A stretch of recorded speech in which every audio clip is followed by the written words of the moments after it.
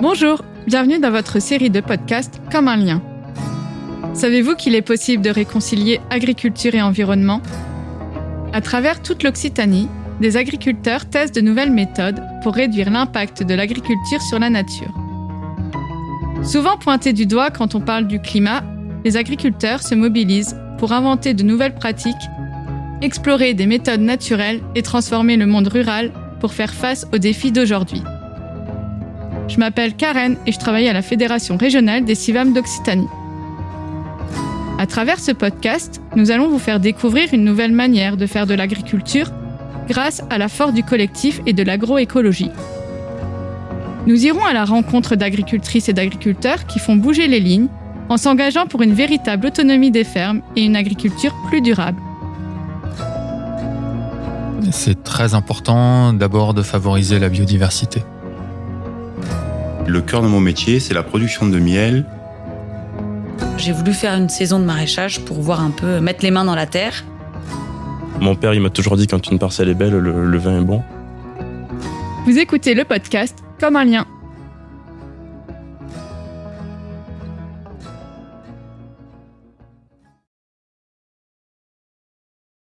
Dans cet épisode, nous partons dans les vignes de l'Hérault, à Aspirant et à Addissan, pour découvrir comment deux vignerons cherchent à réduire l'usage des produits phytosanitaires en s'appuyant sur la fermentation des plantes. Avec David et Rémi, membres du groupe 30 000 d'Aspirant, nous allons suivre pas à pas leur cheminement, du passage en bio à la découverte de la préparation naturelle, jusqu'au premier essai de purin d'ortie comme outil pour soigner la vigne et accompagner la vie du sol. Entre expérimentation technique, organisation collective et remise en question de l'usage de la chimie, cet épisode nous plonge dans une transition au long cours où l'on cherche à remettre de la vie dans la terre et soigner les plantes par les plantes.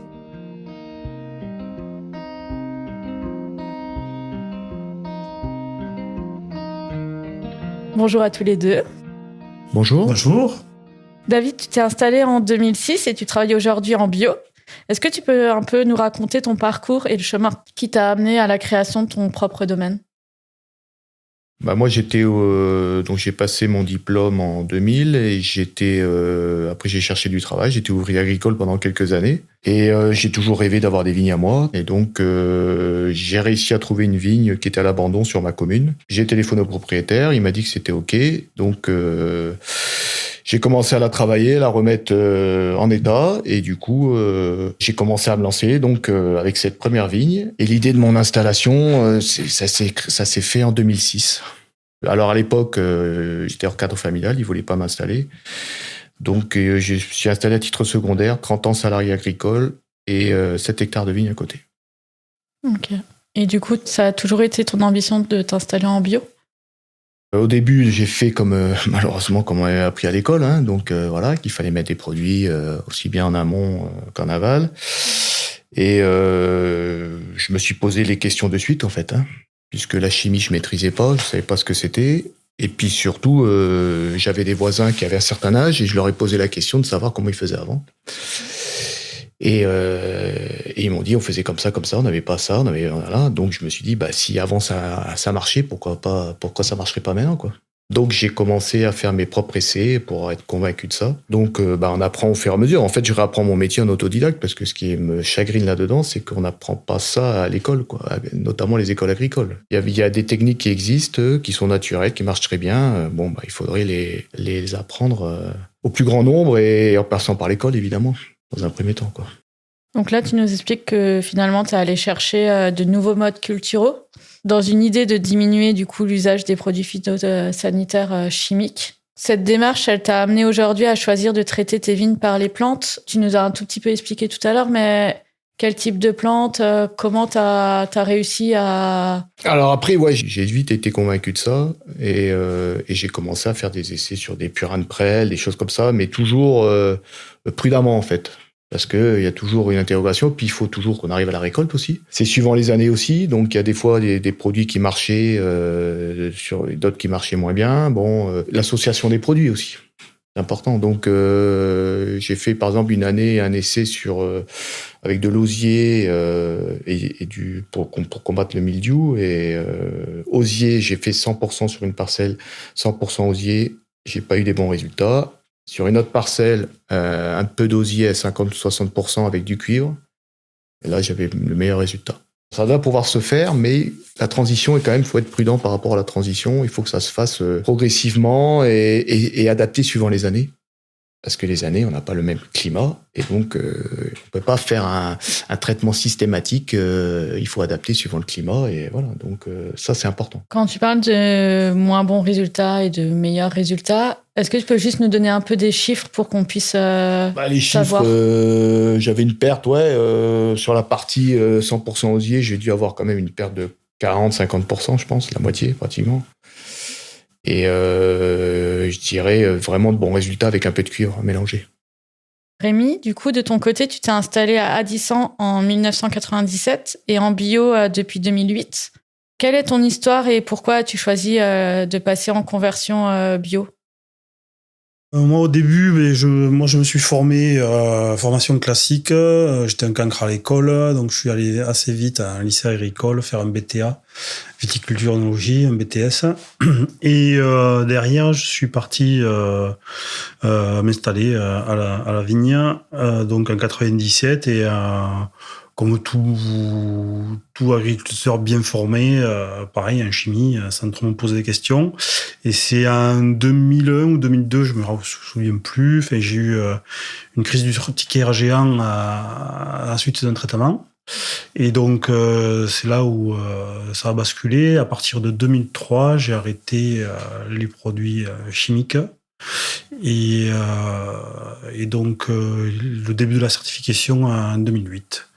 J'avais encore pas mal de vignes à l'époque, en cave coopérative. C'est à partir de 2003 aussi où je commence à faire un petit peu de vin à la maison. Et au fur et à mesure, sortir des vignes de la cave coopérative pour pouvoir faire le vin à la maison, arracher, vendre certaines qui n'étaient pas intéressantes. Et pour finir totalement 100% en cave particulière en 2008. Ouais. Tu peux juste nous donner le nombre d'hectares que tu as sur le domaine ? Actuellement, il y a 8 hectares en production, en vigne. Il y a aussi des champs où j'essaie de faire du foin et du grain, parce qu'on a comme une petite ferme à la maison. On est aussi en traction animale, donc j'essaie de faire du foin, mais bon, malheureusement, il pleut pas tous les ans, donc voilà. Il y a certaines années, c'est des belles gamelles. Du coup, tu lis beaucoup de livres sur l'agriculture, et notamment Éric Petiot et Claude Réau. Comment ils t'ont amené à changer ta manière de voir les plantes et la vigne, du coup ?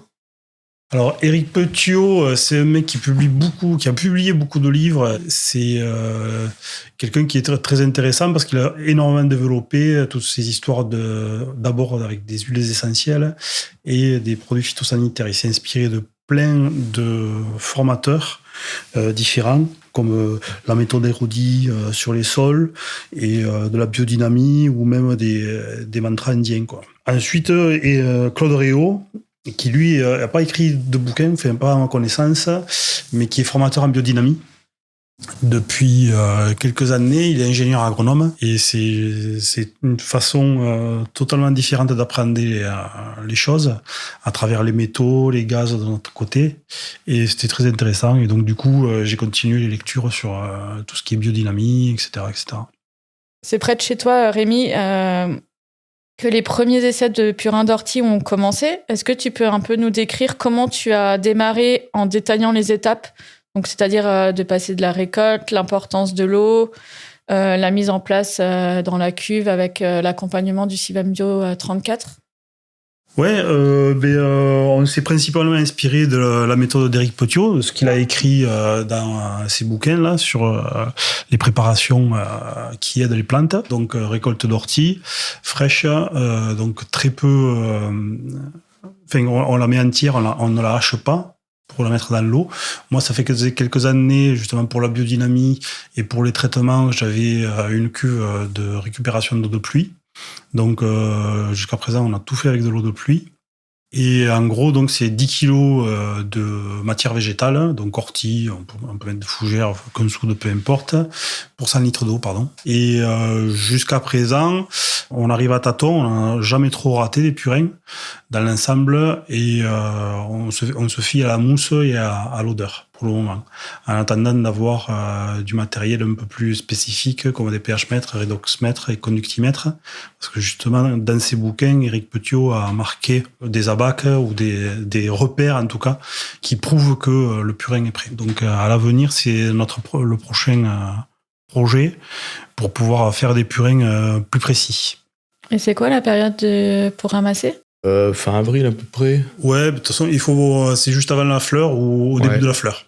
Il faut pas que les plantes aient grainé. Parce que donc, apparemment, elles perdent quand même un peu de sucre. Au moment de la fleur, elles ont beaucoup plus de sucre, donc c'est beaucoup plus facile à fermenter.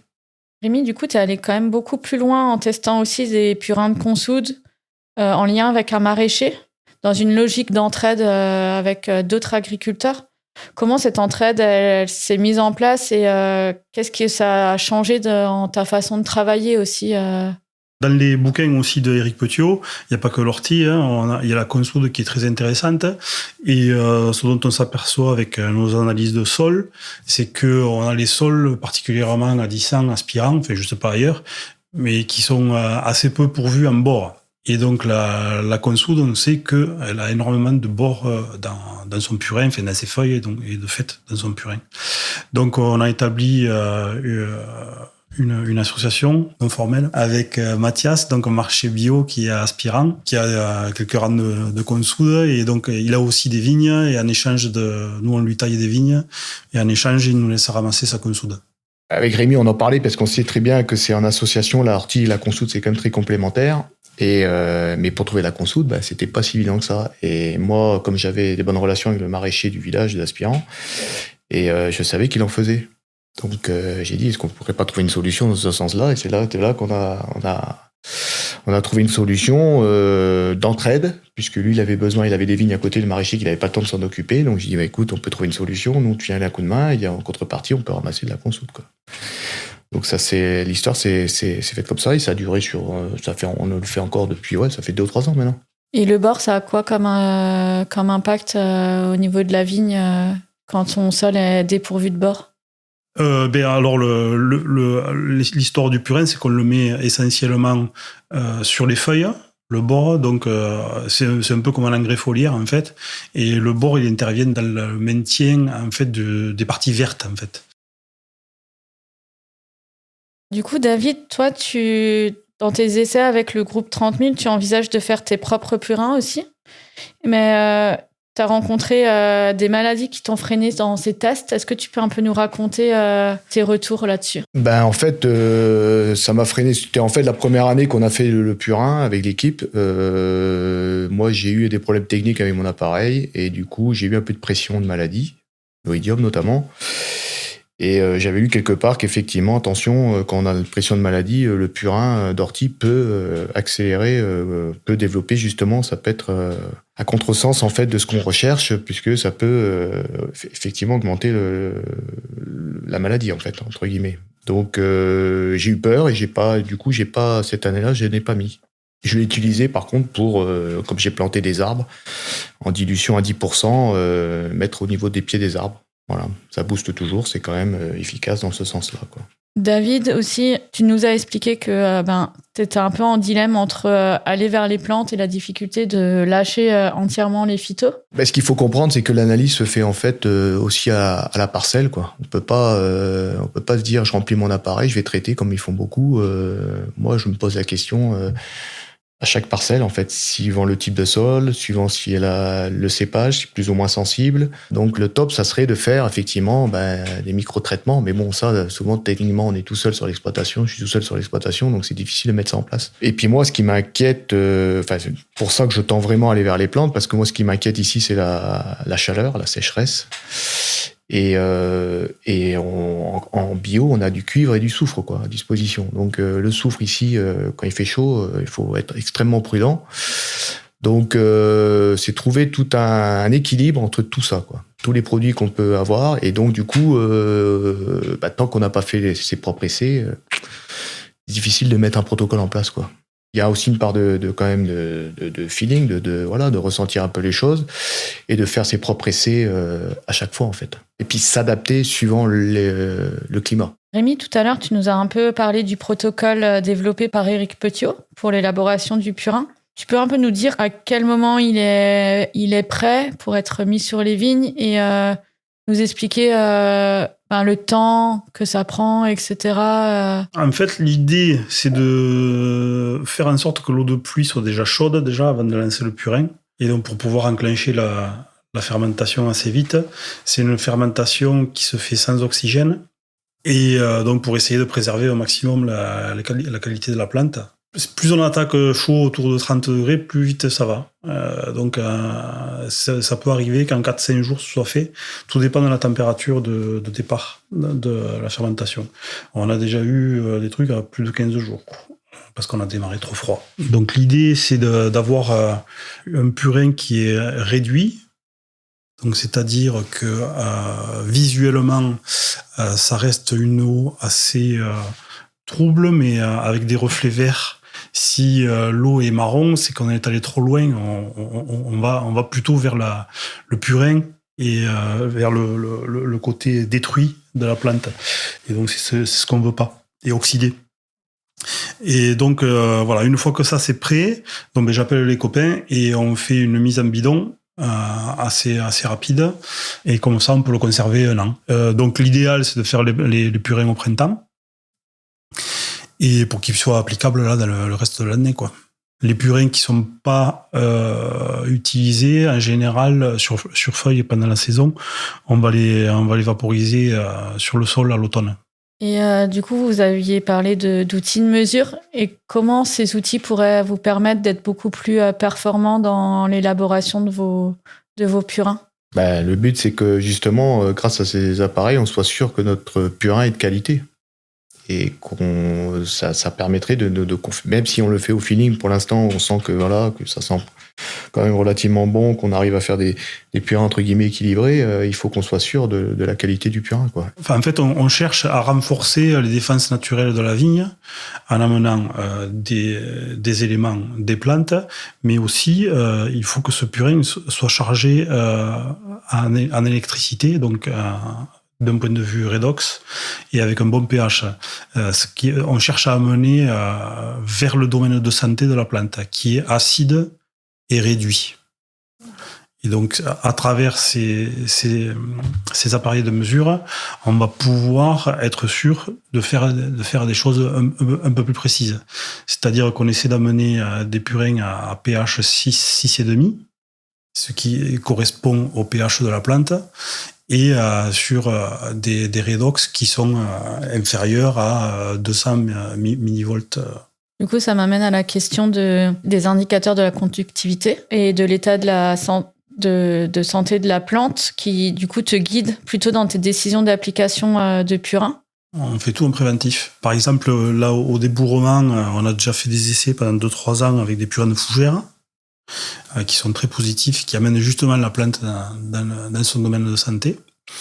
Et ensuite, on sait qu'on est déficitaire en bord, donc la consoude systématique, et l'ortie à travers un petit peu d'azote et un petit peu de fer. Ça donne un coup de boost. Et en préventif, avant les attaques d'oïdium de mildiou, ça permet de renforcer un petit peu. Là, justement, Éric Petiot, il a réussi à prouver que en préventif, en mettant du purin d'ortie, on arrive à diminuer de 50% les attaques de mildiou. Du coup, sur la conversion bio, on dit que c'est 3 ans. Mais là, en vous entendant, je pense que c'est beaucoup plus long. Comment la plante elle est en capacité de s'adapter à tous ces changements sur lesquels, auparavant, elle était quand même elle était protégée par de la chimie, quoi. En fait, il faut comprendre que tout dépend du sol déjà. Et en fait, dégrader un sol, c'est très facile. Mais aggrader un sol, c'est beaucoup plus compliqué. Alors, la nature, elle est conciliante, mais ça peut prendre du temps, quoi. Parce que convertir bio, bon, en fait, c'est le nom, mais en fait, on n'a rien inventé. C'est que ça existe depuis la nuit des temps. Et qu'au bout d'un moment, il faut comprendre que la nature, elle fonctionne très bien. Il faut juste la comprendre et l'accompagner, quoi. Donc, moi, c'est ce que je m'efforce de faire. Mais on apprend tous les jours. Mais il faut savoir qu'effectivement, suivant les parcelles, suivant plein de critères, ça peut prendre pas mal de temps, suivant l'historique ou la vigne qu'on a récupérée, qui a eu vraiment beaucoup de produits chimiques. Les produits chimiques, ça s'évapore pas comme ça. Ça reste dans les sols longtemps. Et donc, ce qui est important, justement, c'est de remettre ça au goût du jour. Mais avant que la vigne retrouve son équilibre naturel, ça peut prendre un certain temps. Ouais. Et peut-être entre 5 et 10 ans, ça dépend. J'ai remarqué qu'il y a une relation aussi. Il y a les sols qui retiennent beaucoup plus l'eau. C'est beaucoup plus simple de redonner la vie. Ou, par exemple, les sols aussi qui sont un peu plus calcaires et pas acides. Là, c'est plus simple de les relancer que des sols acides et drainants. Pour remettre cette vie dans le sol, cet équilibre au niveau du sol, vous faites quoi tous les deux? Moi, j'apporte un maximum de compost que j'achète pour l'instant. D'abord, j'avais fait des essais quand même des années parce que je fais partie d'une CUMA aussi où je m'étais mis dans cette CUMA pour le compost justement. Donc, on avait une partie qu'on prenait à la distillerie de Saint-André, donc du marc de raisin, avec aussi du fumier de bovin qui arrivait de l'Aveyron. Et puisque c'était assez compliqué, mine de rien, la CUMA, on était un nombreux dessus, j'ai compris qu'il fallait être un peu autonome par rapport à ça. Et donc, je me suis facilité la tâche en achetant du compost qui se met très bien, qui est concentré, donc on en met moins à l'hectare. Pour l'instant, j'ai eu des très bons résultats grâce à ça, donc je continue là-dessus, sachant qu'il y a encore des choses à améliorer, à apporter. Ouais. Le top, ça serait de faire un profil de sol sur chaque parcelle pour voir un peu ce que ça raconte. Mais moi, ce que je vois visuellement déjà, dans un premier temps, je vois des insectes qui reviennent, qui n'y avaient pas au départ. Donc il y a toute une vie au niveau de la terre, tout ça, qui est assez bluffant. Ouais. Il y a quelques années, je me suis mis à acheter du fumier de vache. Donc, qu'on faisait composter. Ça fait à peu près 6 ou 7 ans qu'on met 8 tonnes hectares de compost, donc de fumier animal. Hein. Et donc, pareil, là, on commence à voir une différence. Plus de l'enherbement, un rang sur 2, donc essentiellement des féveroles avec soit du blé ou du seigle forestier ou autre chose. En gros, une graminée et une légumineuse. Et donc, on s'aperçoit que les sols sont de plus en plus souples. Avant, on avait des fenêtres de 2-3 jours pour pouvoir labourer les vignes. Là, maintenant, on commence à être plus à l'aise par rapport à ça. Donc, les fenêtres s'élargissent. Donc, ça veut dire que le sol est un peu plus mou. On voit, ça crée, comme certains agronomes disent ou aiment voir, un couscous. Et donc, je pense que ça, c'est l'aspect apport de fumier, plus certainement les enherbements. Tous les deux, vous faites partie du groupe 30 000 d'aspirants animés par le CIVAM Bio 34. Qu'est-ce qui vous a donné envie de rejoindre ce groupe et en quoi le fait d'être plusieurs fait que vous expérimentez plus ou en tout cas vous permet de monter en compétences plus rapidement? Ce qui est important dans ça, c'est déjà l'aventure humaine. Parce qu'on se rend compte que finalement, on est dans une même démarche, mais on se rencontre pas tous les jours. Et donc ça permet quand même de se voir pour le coup plus souvent et d'échanger, quoi. Donc ce qui est important, c'est on a tous des questions et des interrogations. Et si on peut, en communiquant entre nous, trouver des solutions et des réponses, c'est super, quoi. Donc on s'entend très bien, c'est déjà très important. Donc on travaille dans une bonne ambiance, et pour l'instant ça fonctionne très bien. Et donc on était parti sur 3 ans, on a relancé sur 3 ans supplémentaires. C'est bien, on échange. Au printemps, on a toujours des questionnements d'un point de vue de la stratégie ou du temps qu'il va faire. Il est très changeant ces dernières années. Et on peut plus se permettre de donner toujours la même stratégie. Et donc le fait de faire les purées, de les ramasser, de les mettre en bidon, etc., c'est un moment aussi d'échange et qui nous permet de voir un peu mieux la réalité, ou en tout cas le début de la réalité de l'année. Il y a 3 ans, l'objectif du groupe était de limiter du coup l'application de soufre et de cuivre par l'usage d'extraits fermentés et du coup de mutualiser quand même l'ensemble de la cuverie. Comment cette mutualisation elle a été possible? Aussi peut-être nous dire combien d'agriculteurs, de viticulteurs sont dans ce groupe et sont actifs pour cette partie de la production. Mais je pense qu'on est 7-8, un truc comme ça. Hein. Bon, il y a toujours un noyau dur, mais en général, on se retrouve tous au moment opportun. Et pour la cuve, on a eu... ça a été financé par le CIVAM Bio 34, une cuve qu'on a trouvée par l'intermédiaire de Benoît, qui avait une cuve à disposition. Et surtout, ce qui est important, c'est d'avoir de l'eau de pluie quand même. Et il n'y avait que Rémi qui pouvait nous mettre ça à disposition. Donc c'est pour ça que tout ce qui est fabrication du purin se fait chez Rémi grâce à l'eau de pluie, quoi. Et on a une deuxième cuve, maintenant, plus petite, que nous a filé Jean-Yves. Voilà, qui fait aussi partie du groupe. L'idée au printemps, c'est d'augmenter le nombre de purins différents aussi. Là, au printemps, j'espère arriver à se lancer à faire de la fougère. Et voilà, donc j'espère qu'on va pouvoir repérer la bonne fougère, parce qu'apparemment, il y en a beaucoup de différentes. Il faut trouver à peu près la bonne. Heureusement, dans le groupe, on a un botaniste. S'il écoute le podcast, je l'appelle pour nous aider, pour trouver justement cette fameuse fougère aigle avec laquelle, j'espère, on va arriver à faire un nouveau purin et trouver d'autres solutions, quoi, pour l'application dans les vignes, en tout cas. C'est ça qui est intéressant justement dans le groupe, parce qu'en fait, l'histoire de la fougère, là, moi, j'avais pas spécialement entendu parler. C'est Rémi qui nous a mis ça. Il dit, moi, je fais de la fougère. Ah bon, voilà. Et donc, c'est tous des petits trucs comme ça. Il dit, pourquoi tu utilises ça? Ouais, ça fait ceci, ça fait cela. Donc, c'est vrai que ça peut accélérer aussi et répondre à nos questions, quoi. Assez rapidement, finalement. Finalement, amener le changement plus rapidement grâce aux discussions. Ou des prises de décision tout simplement, qui fait accélérer un peu les essais au moins déjà. Particulièrement la fougère, là je vais me faire des copains avec la Fredon. Il y a eu des essais de fait, et donc les cicadelles de la flavescence n'aiment pas l'odeur de la fougère. C'est un des rares purins en plus qui sent bon, c'est une odeur un peu citronnée. Et donc les cicadelles n'aiment pas du tout ça. Et donc 5 minutes après l'application d'un purin fougère, il n'y a plus de cicadelles dans la vigne. Donc c'est, je pense, assez intéressant par rapport à ça. Ça pourrait permettre de faire baisser justement les produits phytosanitaires et notamment les insecticides. Oui, qui sont obligatoires si flavescence présente, quoi.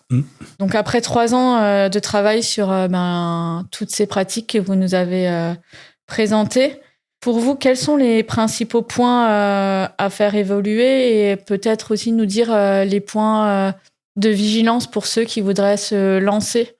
Comme je l'ai dit précédemment, en fait, quand on se lance dans une démarche comme celle-là, naturelle, on a toujours des questionnements au départ, et donc il faut faire des essais au préalable. Mais en fait, ce que je conseillerais, moi, c'est de faire d'abord des essais sur des petites parcelles ou sur une parcelle, pour voir déjà qu'est-ce que ça peut donner, voir comment la plante se comporte, voir voilà. Donc c'est l'observation aussi beaucoup. Voilà, donc moi je conseillerais de faire d'abord à petite échelle, et puis s'ils vont voir que ça fonctionne, il faut l'étendre sur le reste de l'exploitation. Ouais.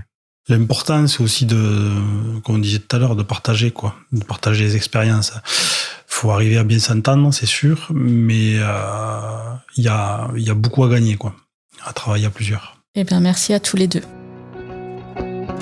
Pour sortir des produits phytosanitaires, il n'y a pas vraiment de recette miracle. Il faut juste accepter de changer de regard, remettre de la vie dans la terre, prendre le temps de la fermentation, apprendre à mesurer, à tâtonner, à faire confiance aux plantes et au collectif. C'est ce que nous enseigne l'expérience de David et de Rémi, et du groupe 30 000 d'aspirants, accompagné par le CIVAM Bio 34. Cet épisode vous inspire ? Vous aussi, vous souhaitez réduire l'usage des produits phytosanitaires et avancer vers une agriculture plus autonome, plus économe en intrants et plus respectueuse du vivant ? Alors rendez-vous sur le site du CIVAM Bio 34, le lien est en description de l'épisode. En attendant le prochain podcast, n'hésitez pas à consulter le site du CIVAM Occitanie. Vous pouvez également nous rejoindre sur les réseaux sociaux et découvrir nos projets et échanger avec nous. Comme un lien est un podcast du CIVAM Occitanie, produit par Studio Podcast Montpellier, écrit par Paul Angèle et réalisé par Bastien Nicolai. Ces épisodes sont financés par la DRAF Occitanie et la région Occitanie.